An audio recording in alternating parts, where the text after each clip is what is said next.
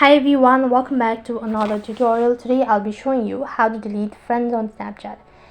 In this tutorial I'll be showing you step-by-step procedure on how you can delete or remove Snapchat friends. Make sure to stick with us till the end and follow the instructions as guided.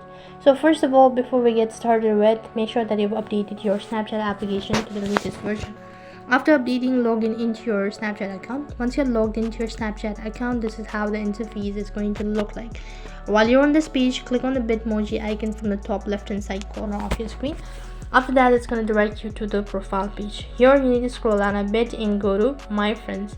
After that, you'll be able to see all of your friends that's on your Snapchat. So basically, in order to delete the friend, what you need to do is, first of all, you need to select the particular contact that you wish to delete. So long press on their profile icon or the username. After that, it's going to show you this kind of pop-up. Here you need to tap on manage friend, and if you want to remove this particular contact, click on remove friend. For the confirmation, it's going to ask you one more time, so click on remove friend.